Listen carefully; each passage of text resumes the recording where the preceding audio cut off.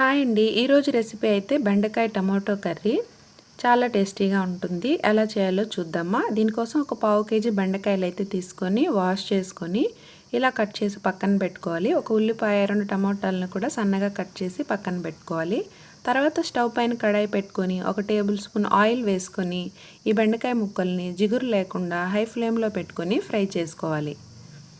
ఇలా కలుపుతూనే ఉండాలండి. ఈ బెండకాయలు జిగురు మొత్తం పోయే వరకు ఇలా ఫ్రై చేసుకోవాలి. తర్వాత వీటిని అయితే వేరొక బౌల్లోకి ట్రాన్స్ఫర్ చేసుకోవాలి.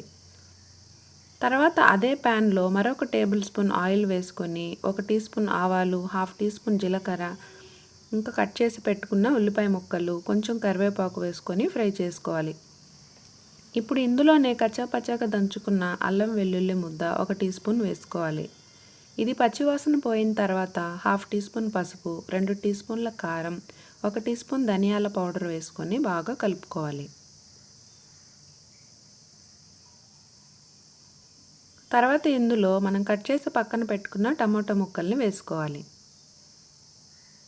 ఇందులోనే కొంచెం రాళ్ళ ఉప్పు వేసి కలిపి మూత పెట్టి సిమ్లో పెట్టి ఉడికించుకోవాలి. ఇలా ఉడికించుకోవడం వల్ల టమాటాల్లో ఉండే నీరు మొత్తం బయట వచ్చి గుజ్జుగా తయారవుతుంది. ఇలా టమాటాలు బాగా మెత్తబడిన తర్వాత మనం ముందుగా వేయించి పక్కన పెట్టుకున్న ఈ బెండకాయ ముక్కలను అయితే ఇందులో వేసుకోవాలి. తర్వాత ఇందులో తగినన్ని నీళ్లు పోసుకోవాలి. మనకు బెండకాయ బాగా ఉడకాలండి. ఉడికి కూర మొత్తం ముద్దగా దగ్గరకు వచ్చే వరకు ఉడికించుకోవాలి. బెండకాయ ఉడకడానికి సరిపడా నీళ్ళనైతే యాడ్ చేసుకోవాలి. ఉప్పు ఏదైనా తగ్గి ఉంటే వేసుకోండి.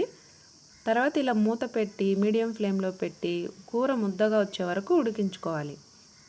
అంతే అండి, చాలా సింపుల్. చాలా టేస్టీగా ఉండే టమాటో బెండకాయ కర్రీ అయితే రెడీ అయిపోయింది. ఈ వీడియో మీకు నచ్చితే తప్పకుండా నా ఛానల్ని లైక్ చేయండి, ఇంకా సబ్స్క్రైబ్ చేసుకోండి. Thanks for watching.